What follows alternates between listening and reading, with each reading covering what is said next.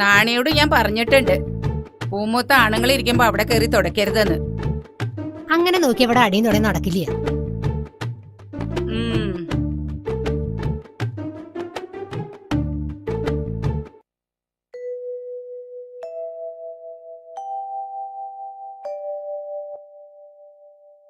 എന്താ ചാത്ത എത്തി നോക്കണേ?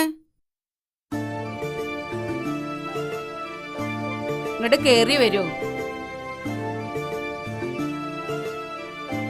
വേണ്ട വേണ്ട, അവിടെ നിന്നാ മതി. കോരഞ്ചക്കം പനിച്ചിറക്ക. പാടത്ത് അടിയം പണിതോളാം. ഒവ്വേ 19 വയസ്സായ ആളാ, പണിയാൻ വന്നിരിക്കണു. വയസ്സൊന്നും തമ്പ്രാട്ടി നോക്കണ്ട, ആടിയനൊരു കുഴപ്പമില്ല. എന്നാ പാടത്തേക്ക് ചെല്ലുക. എന്താ അങ്ങനെ കടന്ന് പരുങ്ങണത്? കോരഞ്ചക്കനെ വൈദ്യരെടുത്ത് കാണിക്കണമെന്നാ എല്ലാരും പറയണത്. തീരെ പോയി. ഇതിനൊക്കെ ചുക്കും കുരുമുളക് ഇട്ട് കഷായം വെച്ച് തിളപ്പിച്ച് കുടിക്കല്ലാതെ വൈദ്യരെ കാണിക്ക. അതൊക്കെ ചെയ്തു, എന്നിട്ടും ഭേദമില്ല. കുറച്ച് കായ് ഇട്ടിരുന്നെങ്കിൽ. ഇവിടെ അങ്ങനെ പണം പെട്ടിയിലാക്കി അടച്ചു വെച്ചിരിക്കുന്ന പൊതുവേ ധാരണ. ചലക്കേണ്ട നടക്കട പണിക്ക്.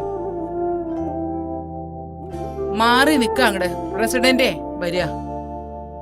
പ്രസിഡന്റ് വരിക, ഇരിക്കുക.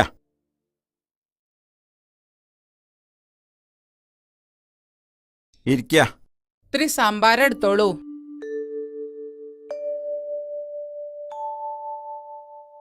ശ്രീകോവിലിന്റെ പുനരുദ്ധാരണം നടക്കുകയാണല്ലോ, അതിന്റെ ഒരു ഓട്ടത്തിലാണ് ഞാൻ. ഇവിടുന്ന് ഒരു സംഭാവന കിട്ടുമെന്ന് പറഞ്ഞിരുന്നു.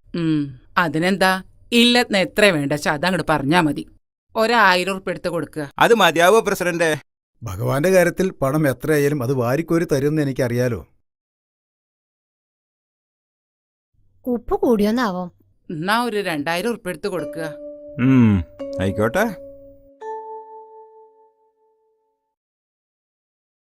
ദാനം സന്തോഷമായി തന്നെ സ്വീകരിക്കണമെന്നാണല്ലോ പ്രമാണം. എന്താ ഇവിടെ വായും പൊളിച്ച് നിൽക്കണോ? കോരഞ്ചക്കം പനിച്ചു കിടക്കുക. മനുഷ്യന്റെ കാര്യത്തിനേക്കാൾ കൂടുതൽ ദൈവത്തിന്റെ കാര്യത്തിലാ ഇവിടെ പ്രാധാന്യം. അല്ല മാഷേ, അമ്പലത്തിലേക്കൊന്നും കാണാനില്ലല്ലോ, തിരക്കാവൂല്ലേ? എനിക്ക് തിരക്ക് മനുഷ്യന്റെ കാര്യത്തിലാ.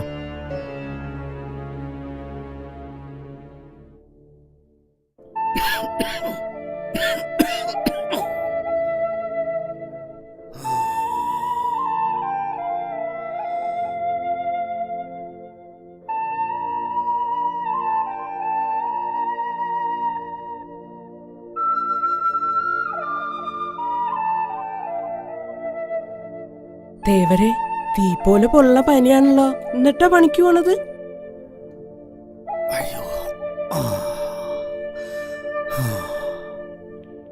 ചായ കുടിച്ചോളി.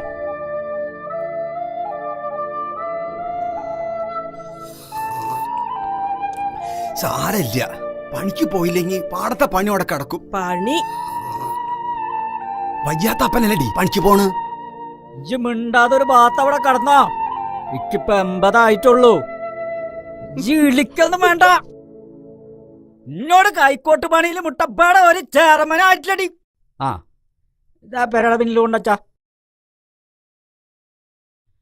ഇനി പയങ്കഞ്ഞി ഉണ്ടെങ്കിൽ എടുത്തേക്കടി. മൂത്താരെ പറമ്പെന്ന് ചീനമുളക് കുറച്ച് കിട്ടിയിട്ടുണ്ട്. എന്നാ പിന്നെ ഞാൻ കൂടെ പണിക്ക് വന്നാലോ? ഡാക്ടറെ കാണാൻ കായുണ്ടാവൂലോ. വേണ്ട നീലി, ഇജ്ജ് അങ്ങോട്ട് പണിക്ക് പോണ്ട. തമ്പുരാന്റെ കണ്ണ് ചീത്ത കണ്ണാ. ഞാൻ അവിടെ പലതും കാണുന്നുണ്ട്. മഞ്ചളുട്ടിയുടെ അനിയനല്ലേ ഇത്? എന്താപ്പോ മൂത്താരുട്ടി ഈ വഴിക്കൊക്കെ ആവോ?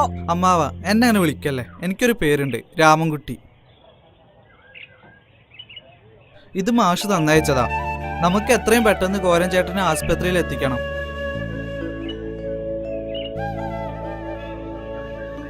കുട്ടിയെ, ഇക്ക് പണിക്ക് പോവാൻ നേരായി. അമ്മാവ, ഇത്രയും കാലം നിങ്ങൾ തമ്പ്രാക്കന്മാർക്ക് വേണ്ടി അധ്വാനിച്ചു. ഇനി കുറച്ച് വിശ്രമിക്കാം. കർഷക പെൻഷൻ പാസ്സായി വരൂത്രേ. എല്ലാം മാഷ് പറഞ്ഞയച്ചതാ. അപ്പാ, മാഷ് പറഞ്ഞാ പിന്നെ അതിനൊരു എതിർവാക്കില്ല. നിങ്ങൾ ഇനി പണിക്ക് പോണ്ട.